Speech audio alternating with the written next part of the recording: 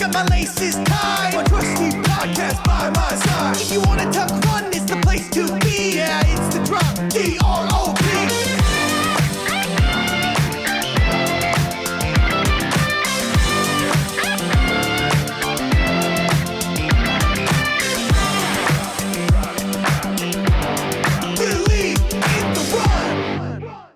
All right, we're here today with CJ Albertson, Brooks athlete, professional runner, running coach, Strava segment thief, I think is also one of them.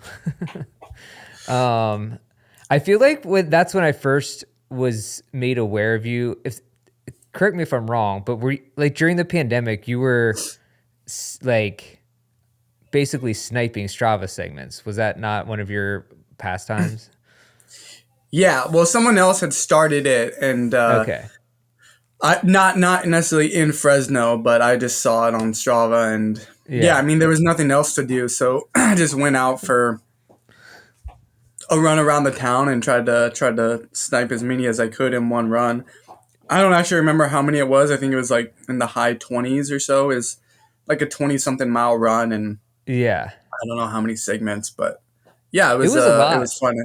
Yeah, I remember because we actually, one of our reviewers did an article on it for our website at the time. I forget what I forget what it was, but it was impressive, and I think it was one of those cool things. Like during the pandemic, nobody knew what to do because there's no timeline when they were going to come back, and everyone wanted to do something motivational, which I think was kind of a cool time if you could push through everything, because like you were doing stuff like that. There was Ricky Gates doing the Run Every Streets type thing. So you kind of turned it on its head in a way. Yeah, I think yeah, it's just what it is. You just try to find things to keep yourself entertained. And I think we do that like at all times in life, like especially with running, it kind of gets monotonous. So sometimes you just do random stuff just to kind of switch it up a bit and make it a little bit more entertaining for yourself. Yeah, definitely. Have you always are there any other strange, like maybe not strange, but outside of the box habits or hobbies with running that you've done before that?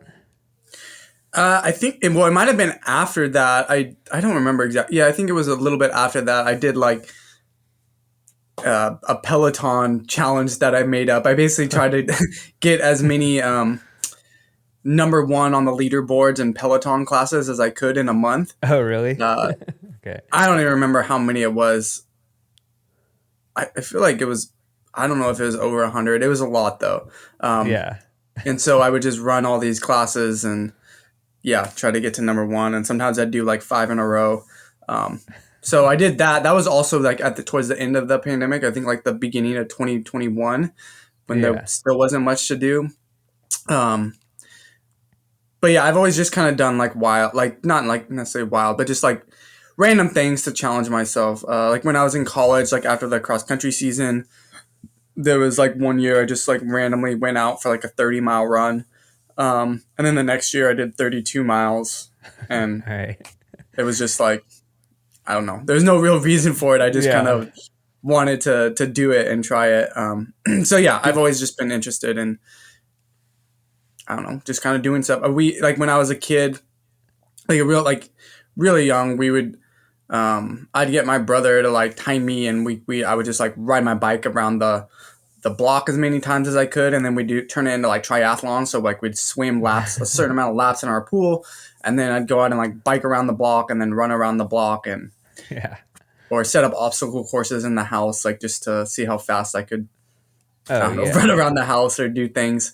My wife, this is kind of off topic. My wife and I just went on a cruise this past December, and I was just like remembering like when I was a kid being on a cruise, I would just run up and down the flights of stairs, and I'd get my brother to do it with me. And I would try to see how many times I could lap him, like just, going up a full flight of like 12 flights of stairs and down. And then, he would get tired because he was like 6 and I'm having him run, and I was like maybe 10 or maybe 7 and 10. I don't know exactly how old we were, but I was definitely, I think, more into the running up and down the stairs than he was, but yeah, I would just do, and literally for like an hour straight, just running up and down stairs. So Yeah.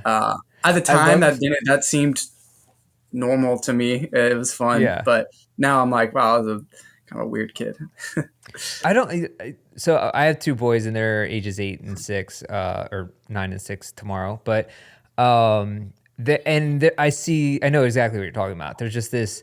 If you put a watch in their hands, um, like they will go crazy at trying to do whatever that pops in their mind, the fastest thing. They'll try to beat each other and Yeah, it could entertain them for hours. Like if I give them my Koros and just set it to the stopwatch mode, you're good for like the afternoon.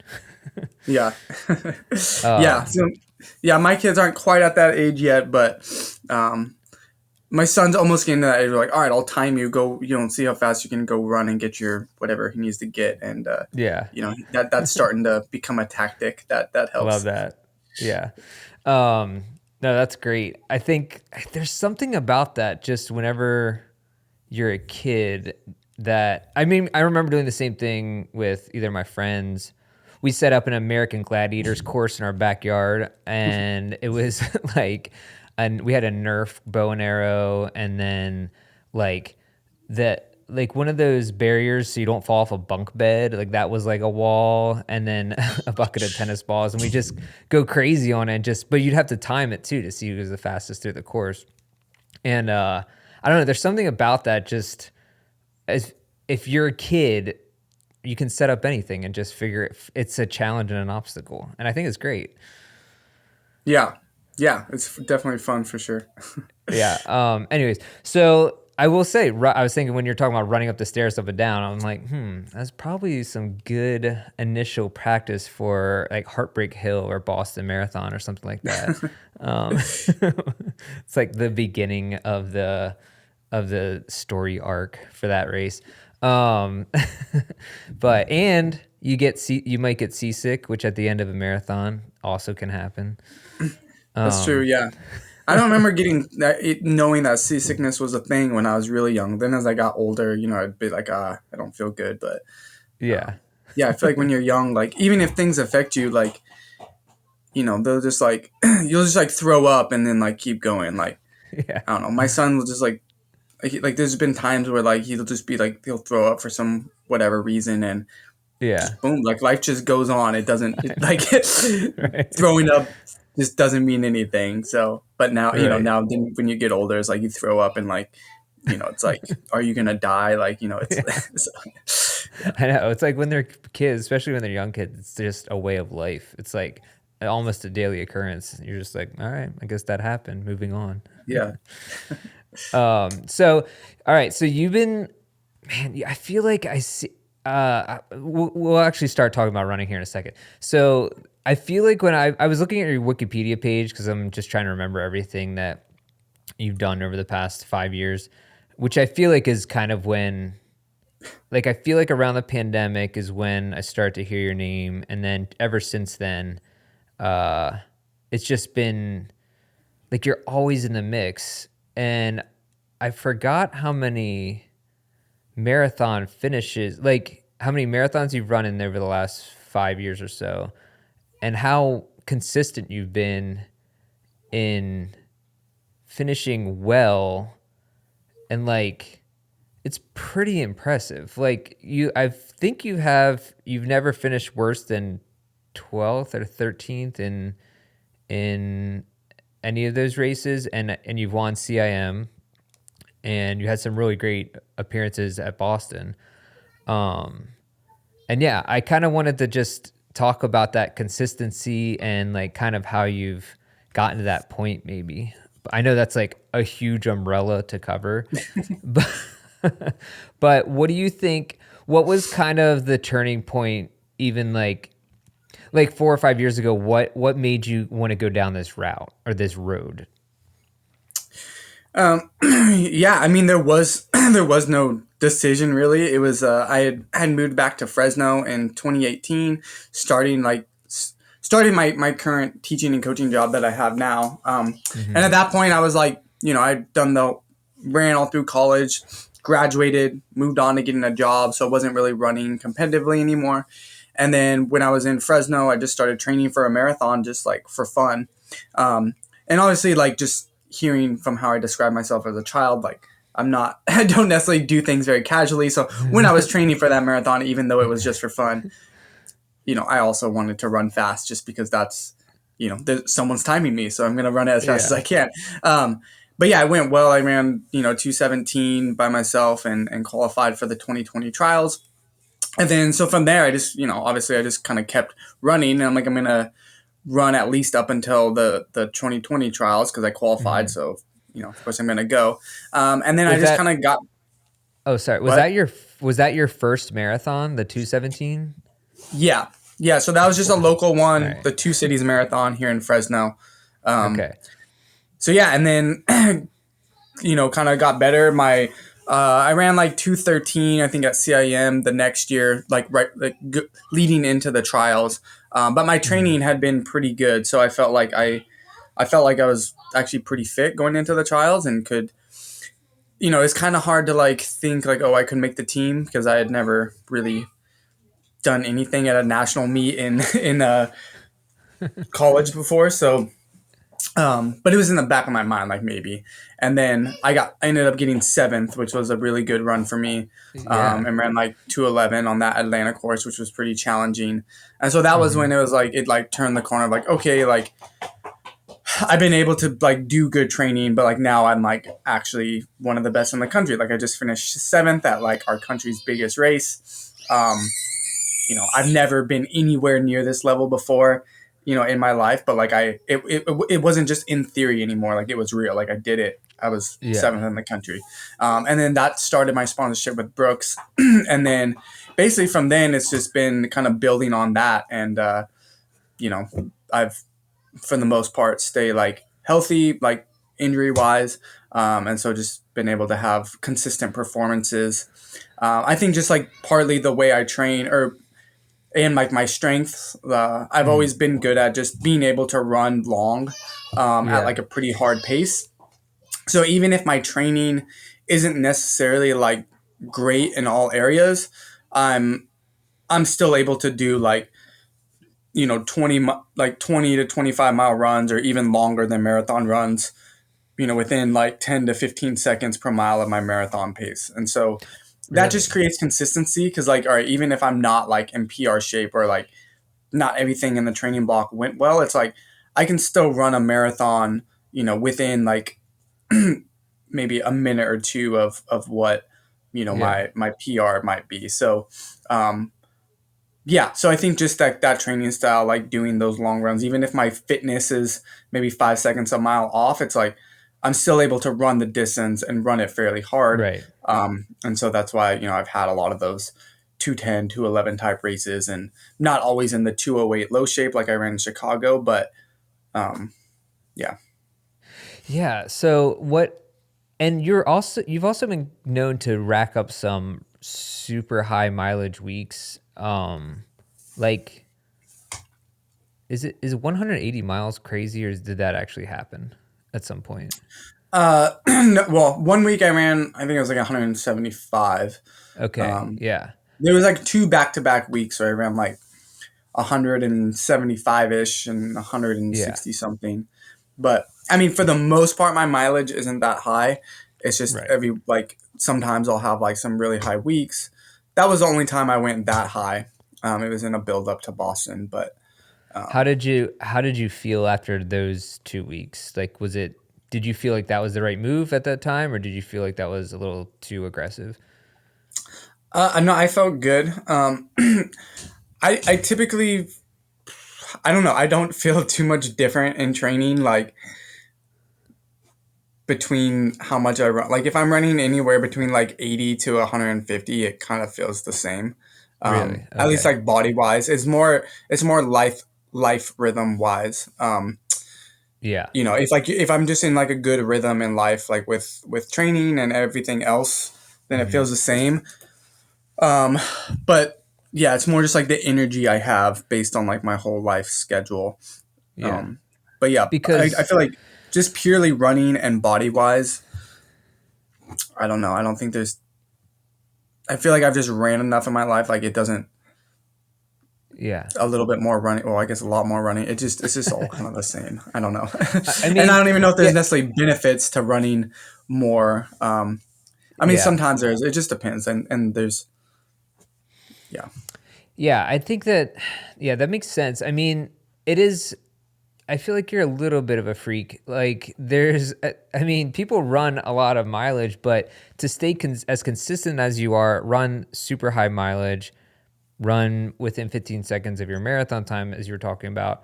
I think a lot of people are wondering, how do you stay injury free? Because quite often we've seen either with that intense of a schedule, runners who either have spike and have some great performances and then kind of fall off, or are injured and then try to come back and never quite do, or it seems somewhat uneven. And just looking at your results, it's like I'd have to say it's one of the more even, at least for American marathoners, like pretty even across the board. And so how do you manage that? How do you stay injury free with that much mileage and that much, yeah, workload, I guess? Yeah. Well, first, I wouldn't say that I have a lot of mileage. I think if you looked at my yearly mileage, Okay. it's probably less than probably almost any marathoner, unless they like have lots of injuries and have to do lots of cross training.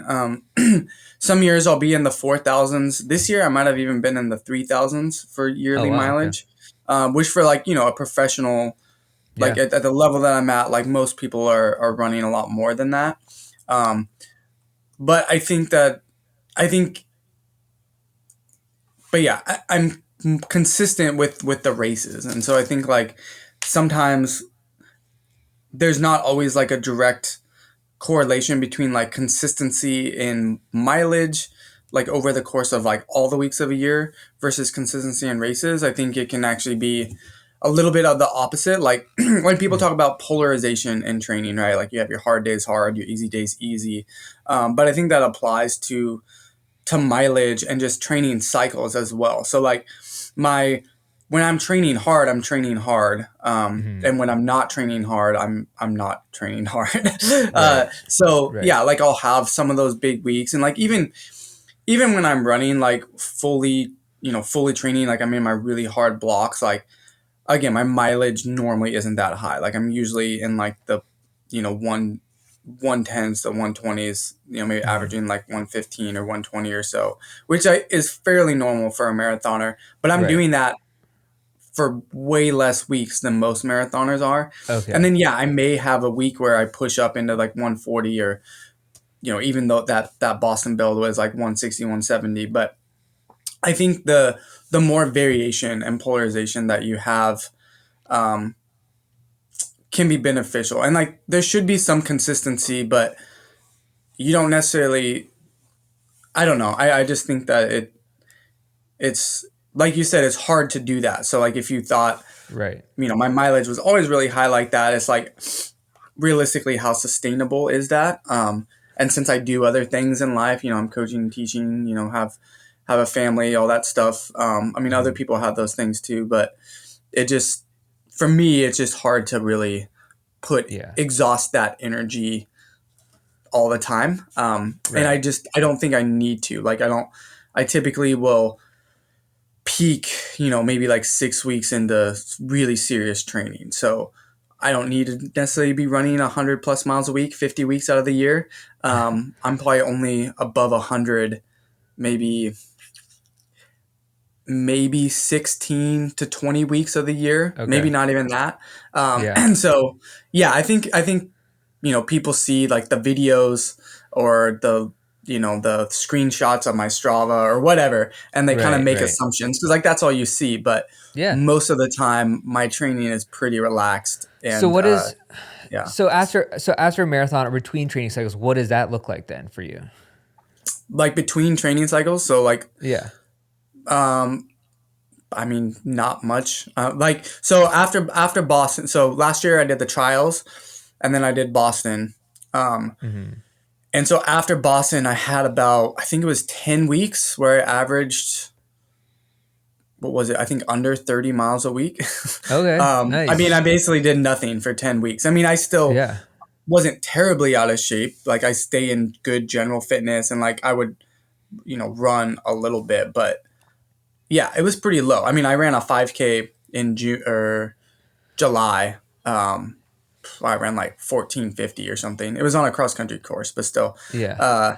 And like, cause I was just, I'd been training for maybe 4 or 5 weeks or so, but I had gotten fairly out of shape. And then I almost ran that pace for a marathon like 8 weeks later. So, Right. um, yeah, so I don't always take that was an extended period of time where I was running pretty low, but I had been running pretty hard most of the fall and then carried that into the trials because trials was early February and then I was doing Boston, so it was kind of an awkward But length of time, like 10 weeks between the trials in Boston. So yeah. I was ready for a long break, but yeah, typically I'll have at least 4 to 8 weeks that are just if I'm not ready for the next training block, it's just kind of Yeah. I'm just a casual runner. Like I'll go But I run would for say fun or under yeah. under 30 miles for 4 to 8 weeks is still like compared to other marathoners, that's pretty low, right? Yeah, and it's not always under 30. I mean, sometimes it'll be like 50, then the next week it'll be like Right. Right. 25 or 30, but it's just kind of like whatever I go run is Yeah. what it is. Like there's no schedule or things I have to run and some I days mean, I don't run. And again, that was the lowest, that was the longest block of being yeah. that low since I started in what was it, 2018. But that's just an example. I mean, I love that because I think that so this is the perception even that I had to some degree of most elite marathoners, and maybe this, and I'm sure this is true for many, is that even during the down times, it's still like, still there's still a lot of work and doubles or 60 to 80 mile weeks being put in, and then it's ramped up during the marathon training. But it's like really refreshing to hear that there's somebody like that there are runners out there who are elite who are taking that break, like a legitimate break, like and sometimes it's longer, sometimes it's shorter, but it's saying like I have other things in my life that balance out running that I need to tend to. I'm going to make sure those things are covered, that I'm doing those while still running, but not that it's just like all running all the time. Yeah. Yeah. And then, I mean, it's hard to say. And some people would say, oh, maybe he would be better if he just ran more consistently year round.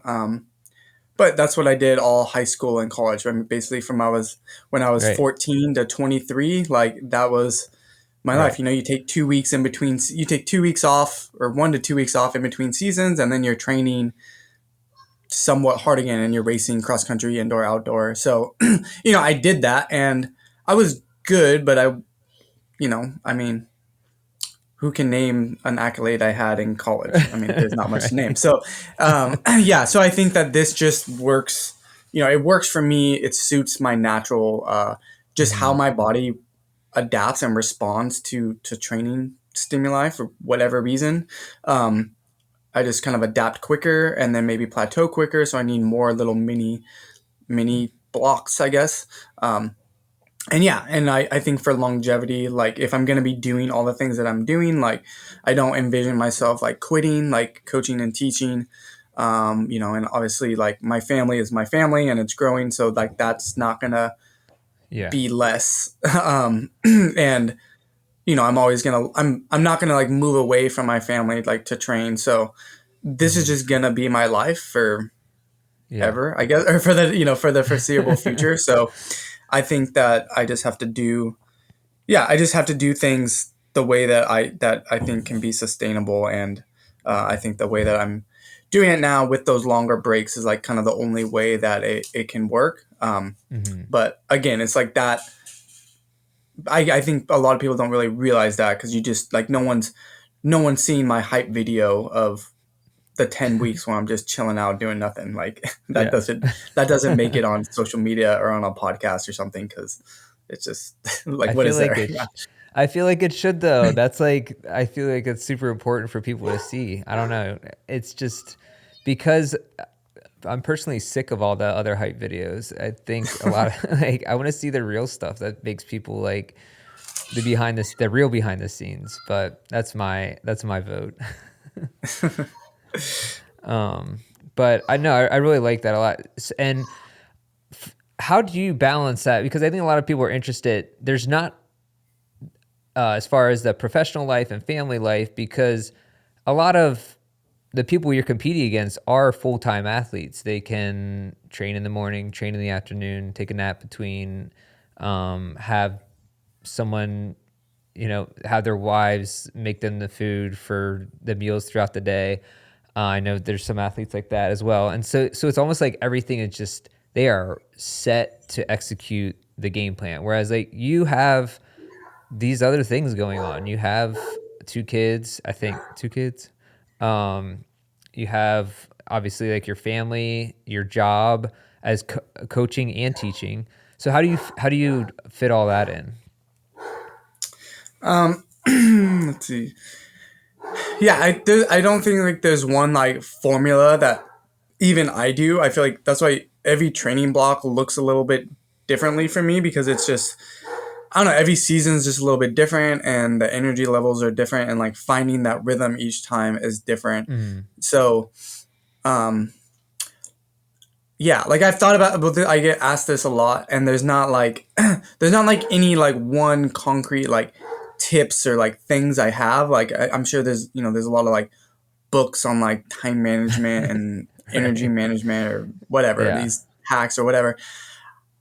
I don't know. I don't really have any good advice. I don't think I just try to, I'm literally just figuring it out each time. And I feel like every time I'm in a marathon training block, it's hard. Like I just feel I'm just tired a lot. It almost always feels like my training isn't like going super great. Until one week it just is. I'm like, oh wow, I'm in shape somehow. And then like at home, like it's hard to do things because I just want to, if I'm not working and not running, I just want to lay around. But there's things to do. And my wife does a lot. Like she does just obviously a lot with the kids, and the cooking and laundry, and just like all like the million things around the house that I'm like just don't even really notice. So she's doing a lot of that stuff. And I mean, I think you just kind of accept that like it's not going to be like this ideal or this like perfect scenario. And it's just kind of like for me, it's just like trusting that I'm going to get what I need to get done. So like I'm going to be fit when I need to be fit, and I don't necessarily need to like force everything, like, because I don't even really write out I don't write out like my training plans in advance. So it's not like, oh, I need to hit this workout, then this workout, so I can hit this workout and do this over the next 8 weeks. It's like, because then the reality is like I wouldn't do that. Like I just, I'd be super tired one week, or we'd have like this past weekend, we had a all-day track meet in Modesto on Friday. Then we had an all-day meet in LA on Saturday. So I was driving back and forth like, all day Friday, and then turned around and went to LA all day Saturday. And then, I had to find a way to do some sort of a long run on Sunday. And I was just in the time change. I was just so tired. So, but yeah, so like if you have this like set things that you are trying to force, I feel like it's not going to work. But you kind of just have to know yourself and know what you're good at, what you can get done, and almost like what's the minimum you can get away with sometimes. And that's just what I found. It's not necessarily about like optimizing this like perfect training schedule or perfect whatever. Like in the other things I'm doing, it's just like, all right, what do I need to do to like be good? And I don't know, I kind of just trust that like I'm gonna figure it out.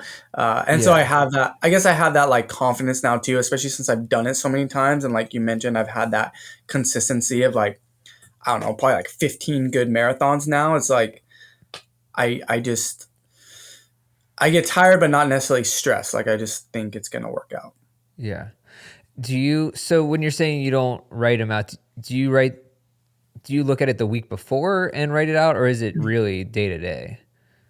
Yeah, it's literally day to day. It's honestly minute to minute. Even when I go out to start a workout, sometimes I'll have a workout in mind that like, okay, this is what I'm gonna do.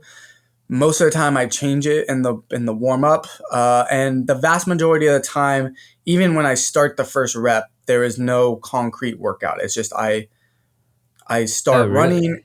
and the workout ends when I feel like it's ending, or I add things to it. Like so, there it just is. Yeah, like I'll probably do something faster on either Thursday or Friday, and could not tell you what I'm doing, Yeah. and I So won't even I know mean, until it's I start doing literally, it. so you're literally just going by feel each time, pretty much. Yeah, essentially. Okay. Man, that's so interesting. And do you feel like that's exactly where you want to be, or do you think at some point you'll switch that up? Like either, I don't know, as if situations change or if you find more time or anything like that, do you feel like this is like, or is this your groove, like how you train right now? Um, I'm not sure. I mean, I've tried to do things more structured before. Like, there's a brief time I had like a coach, and then there was a time where like I wrote out schedules, like I planned it all out, and I never followed it. So, I think every time I have tried to have something concrete, more concrete that I'm following, with even in keeping in mind there's room for variation, it just didn't work. And it's like, Yeah. you can always change, but I think at this point in my life, like, I don't think I'm going to. So I think, I think how I'm doing it is good. Or I think how I'm doing it, it just works. But I still have to keep things, like I'm still adding like components into my training. Like there's components that I want to add and get better at. So there is like Mm, some sort of a plan as far as like adding those in, but okay. it's just, you just it's yeah, it's like that with all my work because I have lots of things to do, and Yeah. you just, it's like some hours, like you might be, let's say you have an office job and you have to be there from 8 to 5. Yeah. Probably for most people, like I feel like a lot of those hours are like you're working at like 30%, Hmm. maybe 20%. Sometimes you're just doing nothing. So for me, it's like I just accept that like in those times when my brain just does not work, or like I just don't do any work. And then but then there's like an hour where it's like, all right, I'm like Mm, locked in, and then I just do a bunch of stuff. And then I feel like and that's like with more work stuff, but then it's like that with running too. It's like maybe this theoretically should be a harder day, or I should hit this miles, but it's just, I'm yeah. not. It's I mean, like I think not there's a there. lot I to still have to do that. something, but then it's like boom, you wake up another day, or it's like Yeah. randomly it's like 3:30 on a random day, and it's like I feel I'm ready to rip I something, know. and then you just go do it. I mean, that's always the worst when you're like, when you go out to run on an easy day or something, and I know we're totally different here, but you just have it's like an easy day and you just feel great, like fantastic from the start. And you're just Yeah, like, dude, I'm just churning out just rip a easy. 440 last mile or something. That's what I do. Yeah. Yeah. 440, 100 meters. But then, um, but then you'll have, and then there'll be a speed workout day or something, and my legs feel like absolute lead, and I'm like, of course, why does it have to be this day? But I like that idea because it's just kind of like working with what the day gives you, or that, like, it's basically working with the tools that you have that day. Um, I think there's something to be said about that, about being able to switch things up on the fly or be adaptive. And I know what you're talking about in terms of the schedule and stuff. Sometimes I'm like I have a pretty busy life as well. I have a job, like I said, 2 kids. I'm trying to run, or right now, just I'll be usually on marathon training. I'm not this spring, and it's a lot of time between kids' soccer games and baseball games, or extracurricular activities, seeing friends or family, taking them to lessons, things like that. And honestly, most of the time I'm just trying to be like, where's the hour that I can fit this in, like on this day? Yeah. And sometimes I switch it up. Sometimes in the morning, sometimes in the afternoon. So like you're preaching to the choir. I know exactly what you're talking about as far as just just trying to fit that in. Yeah. Yeah. And I feel like once you kind of have that mentality or like acceptance of that, I mean, it can go that it doesn't have to be a bad thing. It is like, it Right. is what it is. And sometimes you become more, it, in some ways almost becomes easier because like, well, you only have Mm-hmm. this hour. So Yeah. there's no thinking about it. There's no sitting on your couch. Oh, I don't want to go out for my run now. It's Yeah. like, you got this hour, you go run, and like Totally. your brain, like there's no decision making. It's just like, you just do it.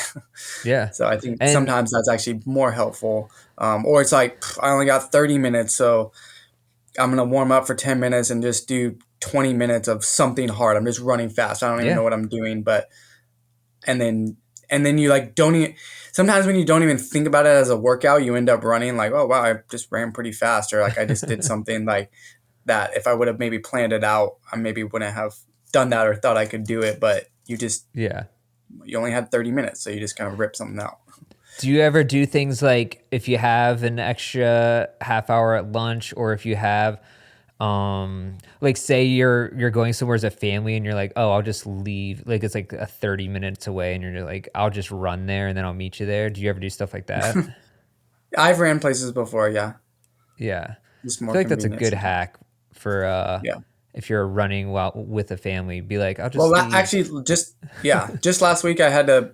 We had a we were having a thing in our house, but then they called me that they were going to drop off our rental vans for our meet. So, and I hadn't done a run yet, and I wasn't going to have Hmm. time. But then I'm like, oh well, this actually works. Now I can just run to the school to pick up the keys Yeah. from like meet them and pick up the keys, and then I can just drive one of the rental vans home, and it works. Yeah. Yeah. It's So kind of cool in a way. It's like, it's sort of freeing, and it leaves, it actually makes running exciting in some ways to be able to have to fit it in, because you find yourself, you find creative ways to kind of wedge in the workouts or the running, and sometimes it just leads to some memorable runs. yeah, I had a was it from the Seattle? I think from the Seattle airport. I looked on Strava, found a trail that was maybe a mile and a half, maybe 2 miles from the Seattle airport, and we had like a 4 or 5 hour layover, so I still had time to go back in and out of security. And this was like one of the most beautiful trails I ever ran on. It was also like during Oh summer, yeah. so it's just like beautiful there. Um, Yeah. and yeah, and it just like you just run through this like forest essentially with this creek that flows through it, and like in the Oh summer it's just man. all green and nice, and then it ends like at like I don't know if it's Puget Sound, but it's something like that where it's like the water. It's like kind of the ocean, but it's in. Yeah. I don't know how to describe all those little water things in the Seattle Tacoma area, but Yeah. uh, it was just like beautiful, and it just like ended there. And then I turned around and ran back through the trail, and it's like one of my favorite runs. And that was just like, well, I had to get in a run in during a Yeah. layover. Yeah. Oh yeah, no, that's awesome. Yeah, one time we were coming back from World Championships, not this past year, but 2022. Yeah, when they were in Oregon, and we had a layover in Oakland, and the same thing. It was kind of like 3 hours, and I was like, well, I've never run in Oakland before, so I just got the BART and took it to, like, I just looked up a place to run. It was the Merritt Lake, I think, Okay. which is in, and I was like, oh, I just got in like a 4 mile run, and it was memorable in some ways, not good memorable, but in other ways memorable. And I don't know, it was just like cool to see a new place because I had an extra 3 hours. And that is one of the things I love about running, is it's such a great way to see new places too. Um, but yeah, I really I like having that flexibility and being able to, yeah, do something interesting. I think that's what running should be about anyways, is finding, I don't know, like taking you to new places or cool places, whether it's around your house or somewhere else. Yeah. So do you like so I did want to ask you for coming up this year, what are your race plans? Because I don't know if I tried finding them, but I'm not sure I looked hard enough or just didn't know. But are you running Boston? Yeah. So I'm doing Okay. Boston, and then at the end of May, I'm doing the Ottawa Marathon, Oh which will wow. be first time in Canada, and it should be a pretty good race. Rory Linkletter is doing it too, so Okay. I've Yeah. raced him tons of times. So I'm Right. definitely excited for both that. Obviously, Boston's like it's just this will be my fifth time now, and just an awesome race. Obviously, it's Boston, Yeah. but I love it. And then yeah, Ottawa, I'm just excited about something different, but it should be pretty fast and fun and cool scenery and just something different. And then hopefully I'll be qualified for the World Championships in Tokyo in September. Nice. Yeah. So that would be I want to run on a USA team at some point. And right now I'm on the list to go. I mean, we'll have to wait till the final rankings are done when after everyone does their spring marathons, but Hmm. I think I have a pretty good shot of making that. And then I'd likely like try to double back with a major like after the world championships. So we'll just have to Dang, kind of dude. see. So that's like the Yeah. tentative. Well, I guess tentative plan for the fall. The spring is locked in. So Okay, cool. Um, and so for Boston, what shoe are you running in the Hyperion Elite 4 PB or will you be running in the 5? Have you decided yet? the four PBs. Okay, gotcha. Yeah. Nice.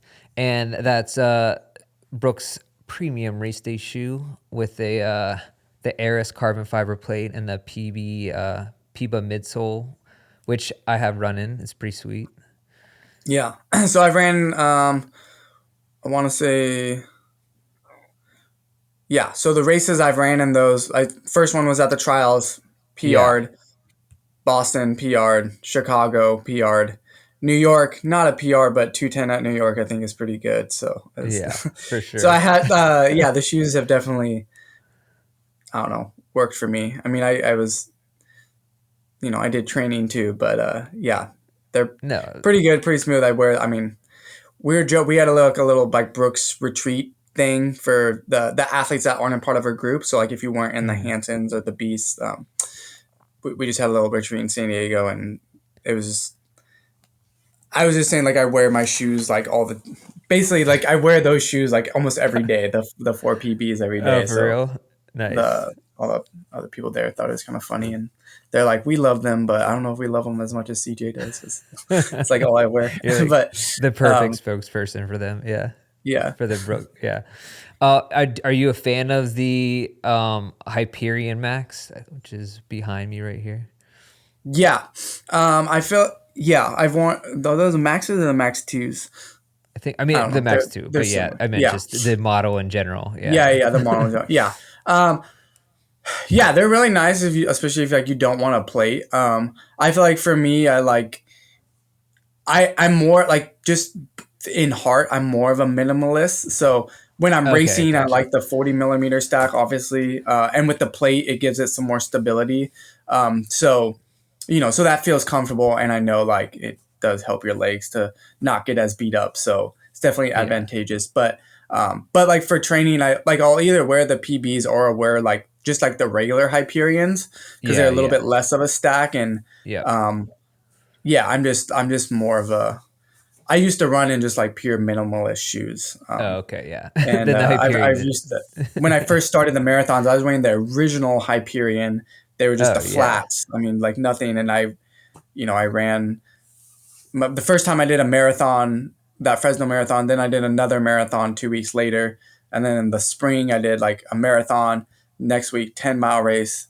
Next week, indoor marathon, and those were all in like the tiny little flats. Okay. So like I just like less, but if you're a normal person, the maxes are pretty great. Wait, so you had the indoor marathon record for a while, right? Or do you still have I that? think I'm I not sure. still do. I don't know how much they've Okay. ran it since then. Like Yeah, COVID kind because of no kind one's of dumb like enough to do that. threw it off. I think they still put it on, but Yeah. yeah, as far as I know, I still have that.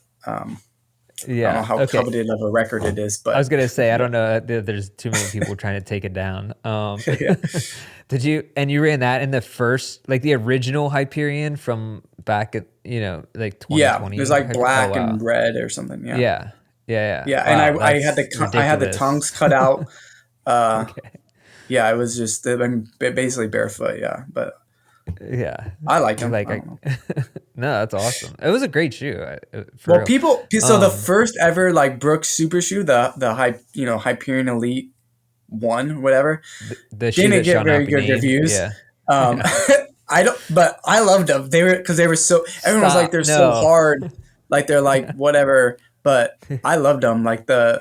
I still for a long time I would wear those anytime I ran on the track because like some of the shoes like the road shoes are just too soft to wear on the track or like they work but like I don't really like them. They're not, I mean, they're not made for the track, but so I would wear anytime I do speed workouts, even interval workouts, I would go back to the original Hyperion Elites because they were just so Okay. firm and gave you Yeah. more that old school flat type feel, almost like, but there is like a decent amount of like reducing impact because there is some more foam there, but yeah, I think I Yeah. was maybe one of the only people that Yeah, you were definitely genuinely really one like of those. three. You were one of 3 or 4 people, I think, on Earth who did like them. But I mean, And I it ran was. well in them. I mean, that's when I But had my you're. breakout race, and that's because I wore those for the 2020 trials, and got seventh, and Oh got a man, professional contract after that. So that's. You are literally the perfect Brooks athlete. Like you couldn't be, there could not be a more, you love the Hyperion Elite One. You set the indoor record in the Hyperion, the first version. I mean, this is this is like your destiny through and through. I yeah, love it. That's awesome. Yeah, I mean, I again, like you said, not a lot of people like that first version of the shoe. I mean, we gave it a pretty poor review, but I will say, in all honesty, though, I feel like Brooks, especially during this last year, has really turned the corner. Like, I mean, they're cranking out shoe after shoe that has been just excellent. I mean, what we're talking about here, the Hyperion Max 2, I love that shoe. I love the regular Hyperion. The upper fit is ridiculous, which I'm sure you know, but yeah. Well, that the was I had a lot of I don't know if I I had a lot of comments about the uppers over the years, and yeah, for sure. like it's I mean lots of people give feedback and obviously the shoe team like but they've yeah I mean since I first joined Brooks to now like well everything's improved but the uppers especially like in all the Oh shoes I yeah, mean they're just so yeah they're it makes them just like very comfortable so like I wear yeah, basically I mean all my shoes I wear to work are just obviously all Brooks shoes because like they're way more comfortable than like a I don't know, whatever type of like a dress shoe or something. So I try to have like work shoes that I don't run as yeah. much in so they stay clean. But yeah, they're just so breathable and light that it's like I Wait, do just you wear the Hyperion of PB to work? Is that your work shoe no, too? no, no. I'll wear like the regular I'll wear like the regular Hyperions. Okay, okay, And like they have like different colors. So some of the colors like go kind of nice with like dressier type yeah. things. Like they have like a kind of like a they had like that khaki type color wave Oh line. yeah, hmm And that one goes yeah. really Those are well with nice. like yeah with stuff but yeah but the regular Hyperions are like I think they're what like 7.2 ounces or something so they're really Oh light yes, but so light. also like the stack's pretty high still so it's almost like a racing shoe but without a plate Hmm. and I think it's not the foam that's in the 4PB but I think it's the same foam as Yeah, it's the like the 4 DNA Flash, the like the Flash yeah or I don't know Flash if it's the V3. Flash or Flash version 2 that they're slightly different but the foam's not Yeah, that good so I'll wear that like that's a nice shoe because you can just be wearing it like casually. But then like if you need to go, chase after your kid or yeah, just spontaneously run some 400-meter repeats, you're in like a really fast right. shoe. Or if you Yeah, feel good on an easy run, and you're like, oh, I need to turn this easy run into a workout. It's like you're already totally. ready to go. But you can wear it as an everyday shoe. So that's been my thing now. I'll wear the regular Hyperions some days and the 4PBs on a lot of other days and Yeah. Yeah. I mean, there's other Yeah, good model lines too. that's a good I'm a big Hyperion guy. All the Hyperion lines. for sure. Yeah. Yeah, that's a great. I think that's a perfect. I mean, that's kind of what the Hyperion is meant for, anyways. It's like you have the regular Hyperion, which is that quicker tempo shoe. Then you have the Hyperion Max, which gives you, it's like an in between, like a long run slash mix it up. It can still go fast because it has that rocker and it's like pretty light. Yeah. And then you got the PB or the Hyperion Elite, which is race day, and so it's just like a good 3-shoe setup, I feel like. Yeah. But and then of course there's like the Glycerin Max, which are both great this go around. I've loved both those shoes. So yeah, I feel like Brooks is really nailing it on all the fronts. And I'm very interested to see what the Hyperion Elite 5 is going to be like. 'Cause it's pretty. Have you run in that yet at all? I mean, I'm sure you tested it to some degree.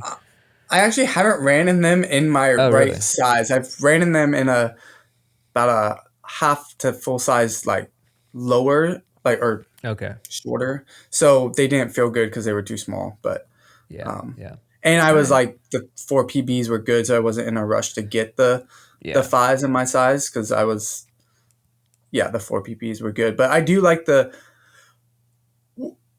they should have them in my size now. I don't know. I'll have to follow up with them. But because I did when I was running on the track with the fives, I really liked the fives for anything where there was turns.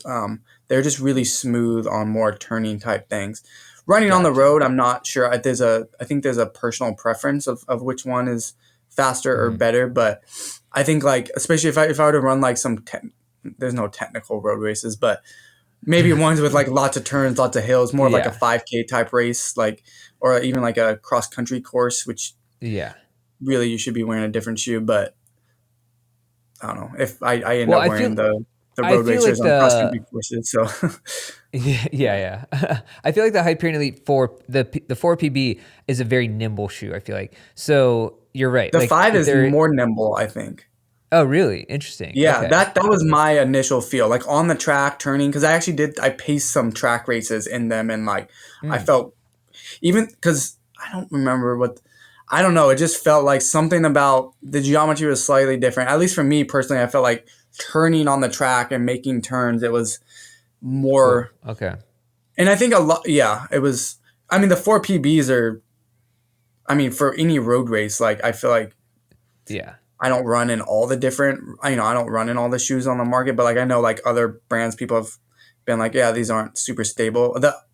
The 4 PBs have always felt really stable for me doing anything, but I felt like the 5s were even better in that. But maybe it was just my foot was so snug in them because it was too big for them. I don't know. Yeah. I'm not really sure, but I guess we'll see. We'll get more testing in it and figure it out. Yeah. I did want to ask you, so there's the Boston Marathon, since it's coming up, which maybe just talk about a little bit more. So there's the Boston Marathon, I forget what year it was, where you were leading for like 20 miles. You were leading by a generous margin. And then you kind of, I don't know if you crashed or I think your energy levels maybe started to dissipate a little bit.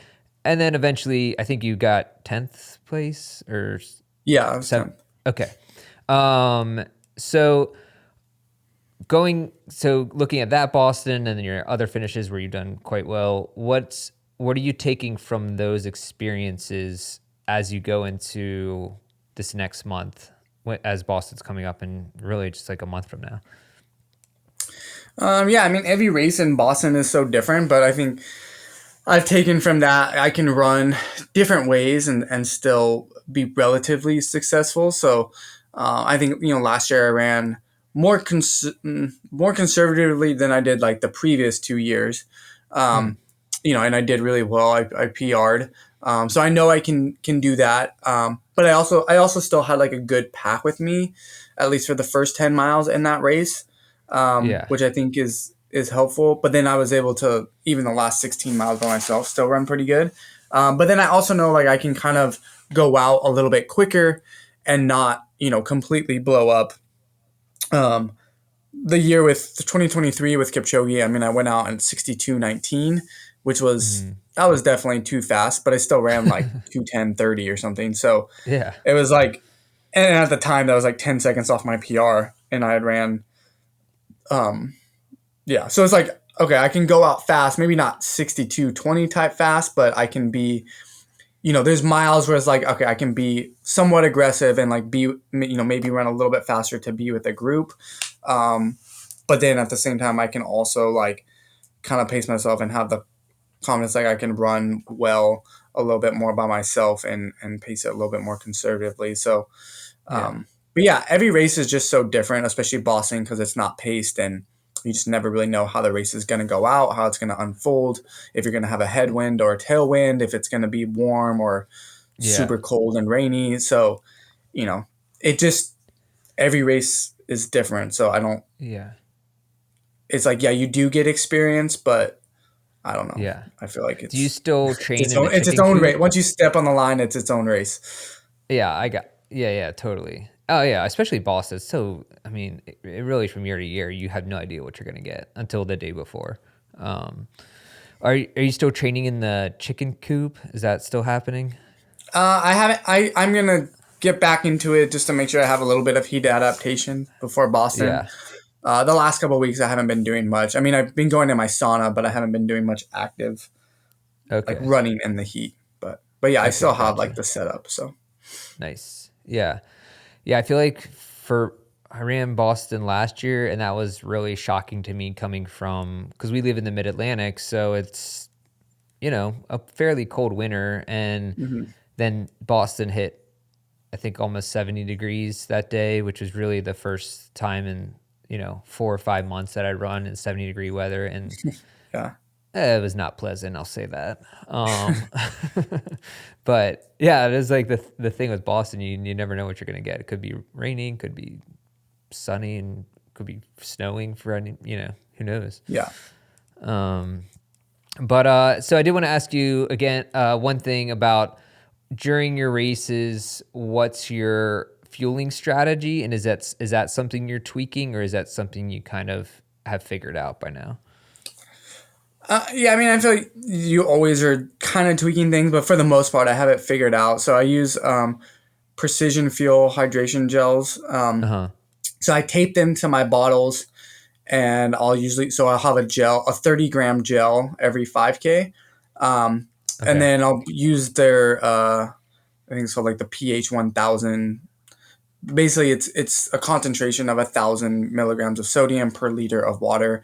And Okay. it depends how hot it is. Like, I don't know how much I'm drinking. If it's warmer, I'm drinking a little bit more, trying to dump as much cool water on myself at all the aid stations. But yeah, so I'll typically have, before the race, I'll have some, right when I wake up, I might have like a carbohydrate bar or something. And then I'll have like a little bit of ketones. So I'll use like ketone aid, just like pure ketone esters. Um, and then I'll have a little bit more like when I'm warming, like a little bit more of ketone esters as I'm warming up about 30 minutes before. And then I'll have a gel. I'll be sipping on a gel like the 20 minutes 15-ish minutes before the race, just kind of like sipping on it all the way up to the start line. So I'm like starting with like Okay. a full 30 grams in me, and to kind of balance out, make sure my blood sugar is good from taking the ketones. And then from there, I'm taking 30 grams every 5K. Plus, there's a little bit of carbs in the electrolyte mix. It's not much, but Right. so it comes out to around like 110-ish, between 100 to 120 grams of carbs per hour. Per hour. Yeah. Um, and been practicing that for a while now, and kind of got it up to that mark, which I think is pretty Yeah. good. Maybe about as high as you need to go for a Oh marathon, yeah. but yeah, And feel then good with it. with the sodium, are you taking that? How often do you take that concentrated amount? They'll just be mixed into the bottles, so they're in my Okay. bottles that I get every 5K. And then how much? So how much do you drink of the bottle? Do you just whatever, just like Yeah, it's however much usually you can not get down? much. I mean, I'm usually Yeah. maybe drinking like 3-4 ounces at a bottle station, Okay. and so I'm Gotcha. getting the sodium in there, and then I'm getting a little bit of water, just like at the when they have the water cups out, because I'll usually grab basically at every mile, unless it's cold, I'll grab a water cup or 2 water cups or even 3 or 4 water cups and just be dumping them on my head. And then I'll drink a little bit of sips too. So I'm getting at least a few ounces, every mile, but I'm not usually never taking like big volumes at once. So you probably get 2,000 milligrams of sodium, like total? No, I'm not drinking that much. Okay. That'd be if I drank like 2 liters of my mix, and I'm not. Oh, okay. So it's like so it's diluted. Okay, got you. A lot more than that. Yeah. Right. So I maybe drink like, I think like at CIM I only drink like maybe like 30 ounces of water total. Okay. But it was cold, and I was cold like the whole race, so I didn't. Right. I don't even know. I mean, I'm sure I was sweating, but I felt cold. And then yeah, and then so some races will be a little bit more. But I typically don't drink a ton, and I feel like since I've done so much heat training, I function fairly well with slight dehydration, so I can have that benefit of, weighing a little bit less. I'm still not in the danger zone where I'm like, where my blood flow isn't as good, but it's just kind of like that optimal dehydration that you can hold for a little while in a marathon. Gotcha. Cool. All right, man. Well, I appreciate you joining me for the podcast. It's really cool talking to you. I feel like you're a legend in some respects, at least in my mind. So it's really cool getting to hear some of your stories, and especially your training and what's coming up for the next year. Yeah, sounds good. Yeah, it was great talking with you, and I got a work meeting soon, so this is good timing. But right on. Yeah. All right. So we'll hopefully we'll be in Boston. So hopefully we see you there. I mean, we might be at World Champs too. So look for us cheering for you on the course if we are out there. But hopefully we'll run into you one of these days out there in the real world. But good luck in everything you're doing, especially at Boston. So can't wait to watch you. Yeah, thank you. All right, take care, dude. All right, you too. Give a good stretch, got my laces tied. My trusty podcast by my side. If you wanna talk fun, it's the place to be. Yeah, it's the drop.